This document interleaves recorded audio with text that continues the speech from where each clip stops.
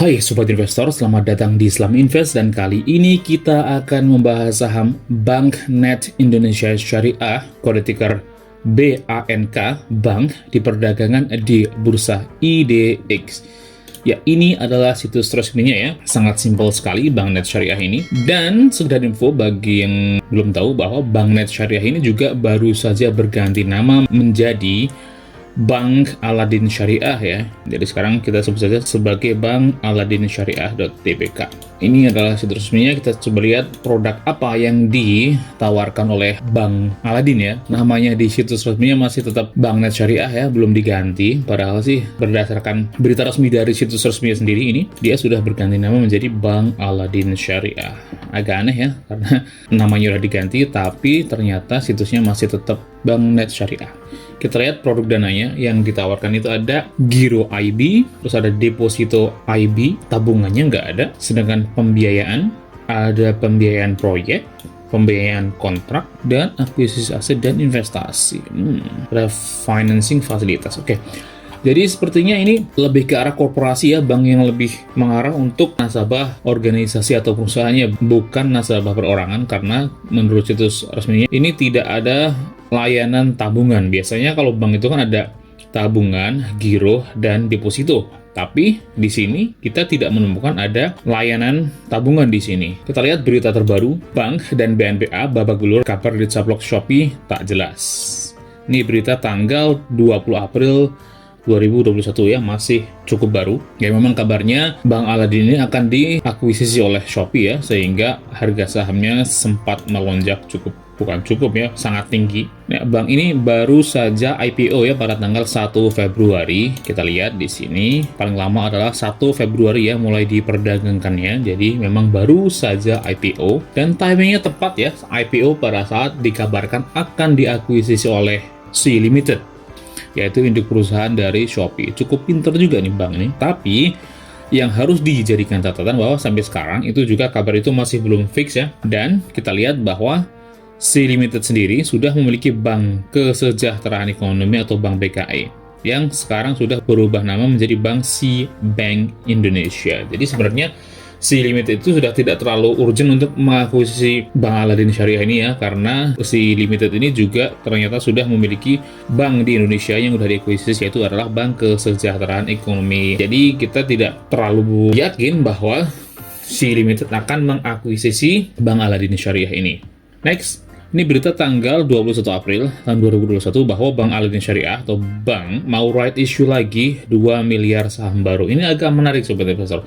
Jadi Bank Aladin ini kan baru saja IPO tanggal 1 Februari. Tapi udah dikabarkan akan right issue lagi atau menerbitkan saham baru sebesar 2 miliar saham. Ini agak unik menurut saya.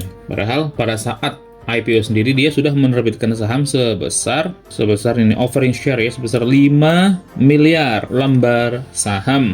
Jadi pada tanggal 1 Februari Bank Aladin sudah menerbitkan saham baru sebesar 5 miliar lembar saham, dan ternyata baru beberapa bulan, Februari, Maret, April, baru sekitar 2 bulan itu sudah akan right issue lagi atau menerbitkan lagi saham baru sebesar 2 miliar. Jadi nantinya kalau ini benar diterbitkan akan ada 7 miliar total ya, 7 miliar lembar saham yang diterbitkan oleh Bank Aladin Syariah ini. Kalau saya sendiri tidak terlalu suka ya saham-saham atau perusahaan yang terlalu sering menerbitkan saham baru. Bukan nggak boleh Sobat Investor, tapi kalau yang ini time range-nya itu sangat pendek, baru 2 bulan. Oke lah kalau udah 2 tahun atau 5 tahun, kalau memang mereka udah membutuhkan modal tambahan untuk mengembangkan usahanya, bisa menerbitkan saham baru. Tapi ini kan baru 2 bulan. Mungkin uang yang diperoleh dari IPO masih belum terpakai semuanya, tapi bank ini sudah langsung akan menerbitkan saham baru lagi. Ini saya kurang suka dengan tipe perusahaan yang seperti ini. Apalagi dia menerbitkan saham baru itu setelah harga sahamnya itu terus melambung ya. Ini harga sekarang itu di 3.610 rupiah per lembar saham, sedangkan pada saat IPO sendiri itu harganya diperdagangkan hanya sebesar 139 rupiah, yang artinya sudah naik sebesar 2.497,12%. Dan ketika harganya udah melambung seperti ini, Bank Aladin Syariah itu menerbitkan saham baru, maka jumlah uang yang akan didapatkan juga sangat besar sekali, yaitu 2 miliar lembar saham dikalikan 3.000 610, banyak sekali ya, bahkan lebih banyak daripada saat IPO itu sendiri. Kita tahu bahwa dana yang didapatkan pada saat IPO itu sendiri mungkin masih belum kepakai semuanya. Kita lihat ya pergerakan harga sahamnya. Ini dalam satu hari terakhir, di hari bursa tanggal 23 April tahun 2021, saham Bank Aladin itu turun sebesar 3,22%. Dalam 5 hari, turun sebesar 3,99%. Dalam satu bulan, itu ternyata masih naik sebesar 38,31%. Wow, naiknya luar biasa ya dalam satu bulan sampai 38%. Dalam 6 bulan, bukan 6 bulan sebenarnya sih, karena kan dia baru saja IPO tanggal 1 Februari ya. Intinya dari 1 Februari itu ternyata sudah naik sebesar 2.497,12%. Wow, itu banyak sekali sobat investor, sampai 24 kali lipat. Itu hebat sekali. Jarang sekali ada perusahaan yang seperti ini. Nah, nanti kita cek ya, apakah kenaikan yang sebegini fantastis itu didukung oleh fundamental yang bagus. Mari kita bahas sama-sama sobat investor.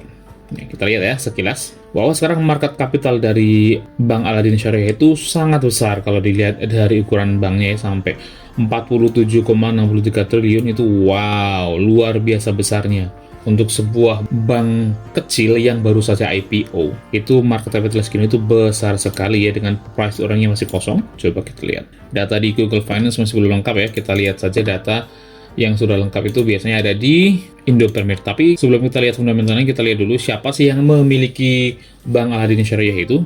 Dan ternyata dimiliki oleh Bortoli International. Coba kita lihat, sama nggak sih dengan data di Stockbit? Nah, sama ya. Dimiliki oleh PT NTI Global Indonesia sebesar 60,55%. Itu dominan sekali ya. Sebesar 20% itu dimiliki oleh Bortoli International Limited. Dan sebesar 6,18% itu dimiliki oleh Kasai Universal Incorporation. Dan masyarakat itu hanya sebesar 13,26%. Jadi artinya persentase saham yang dimiliki oleh masyarakat itu sangat kecil sekali. Jadi kalau kenaikan sahamnya mencapai 2.497, itu yang menjadi sangat diuntungkan itu tentu saja adalah NTI Global Indonesia ya, karena dia memiliki saham sebesar 60,55%. Next, kita lihat dari fundamentalnya sobat investor. Ini adalah data Bank Aladin Syariah ya, karena baru saja IPO, jadi datanya masih sangat minim, yaitu datanya yang disediakan di situs Indopermit itu hanya data tahunan. Jumlah saham yang beredar itu sebesar 13,1 miliar lembar saham, cukup banyak untuk ukuran sebuah perusahaan yang baru saja IPO. Market capitalnya sangat besar, sampai 47,2 triliun, dan ternyata kas yang dimiliki juga terhitung sangat kecil ya, dengan market capital segini gedenya, 47 triliun. Itu kasnya hanya 162 miliar rupiah saja, sangat kecil kasnya. Dan ternyata ekuitasnya juga surprisingly itu sangat kecil ya, itu hanya 595,7 miliar saja, hanya setengah triliun saja modalnya sobat investor. Sedangkan long term borrowing seharusnya gede ya, karena bank itu kan adalah perusahaan yang memang sumber usahanya itu mendapatkan pinjaman atau meminjamkan. Jadi kalau long term borrowingnya itu kecil segini, hanya 119,9 miliar, itu menurut saya kurang bagus untuk jenis perusahaan bank. Sedangkan revenue-nya kita lihat pendapatannya itu surprise ini juga sangat kecil, hanya 51,5 miliar saja pendapatannya untuk sebuah perusahaan yang market capitalnya mencapai 47,2 triliun. Itu pendapatan sebanyak 51,5 miliar itu sangat kecil sobat investor. Dan net profitnya 77,3 miliar itu cukup kecil. Price to earning ratio-nya wow, luar biasa mahalnya, yaitu price to earning-nya mencapai 9,80 kalinya. Ini jauh lebih mahal dari price earning-nya semua bank-bank besar yang ada di Indonesia seperti BCA, Mandiri, BNI, dan lainnya. Ini jauh lebih mahal sobat investor. Price to book value-nya itu mencapai 79,15 kalinya. Itu sangat mahal sobat investor. Coba ya kita bandingkan dengan Bank BCA contohnya. Ini adalah fundamental dari Bank BCA. Dia tuh price to earning-nya hanya sebesar 26,93 saja. Dan price to book value-nya hanya 4,12 kali. Sedangkan bank price to earning-nya mencapai 609,80 dan price to book value-nya mencapai 79,15. Kelihatan kan bahwa secara valuasi Bank Al-Aladin Syariah itu dinilai jauh lebih mahal daripada Bank BCA. Sedangkan ini return on equity-nya sebesar 12,98, tidak terlalu buruk, tapi juga tidak terlalu gede juga. Sedangkan return on assetnya sekitar 10,80%. Debt to equity hanya 0,2, ini nggak bisa dijadikan patokan karena bank ya. Jadi kesimpulannya apa?